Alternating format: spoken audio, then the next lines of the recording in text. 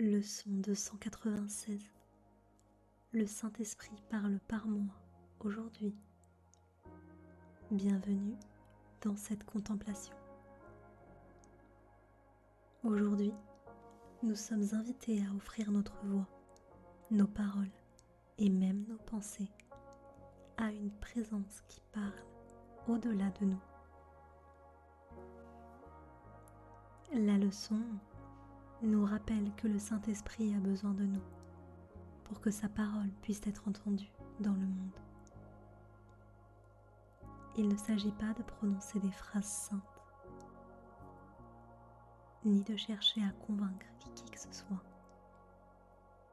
mais simplement de laisser tomber nos propres jugements, nos propres récits, afin que transparaisse la vérité déjà présente.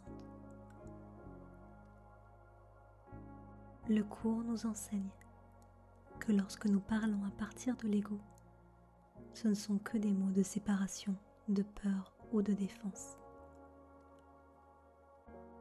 Mais quand nous permettons à l'esprit de parler par nous, alors ce sont des mots de paix, de réconfort et d'unité qui se posent naturellement sur nos frères,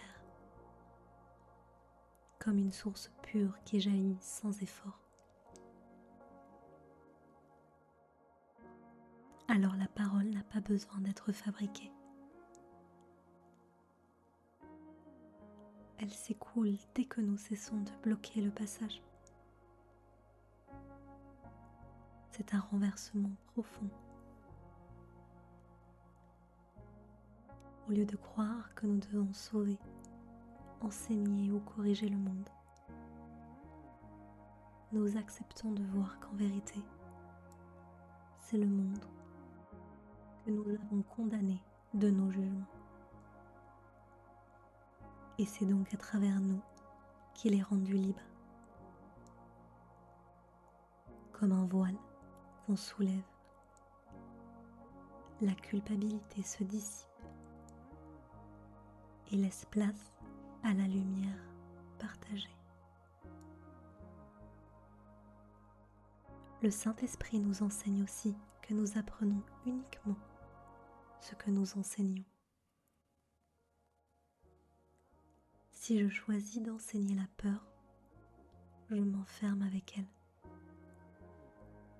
Mais si je choisis de laisser passer à travers mon message l'acceptation et le pardon,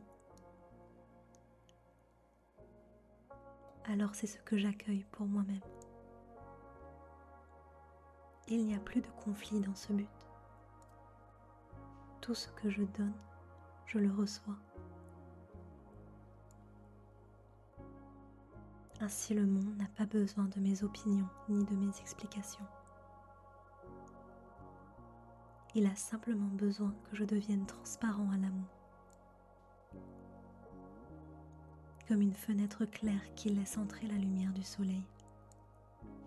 Ma voix, mes gestes, mes regards peuvent être utilisés pour rappeler à chacun ce qu'il est déjà.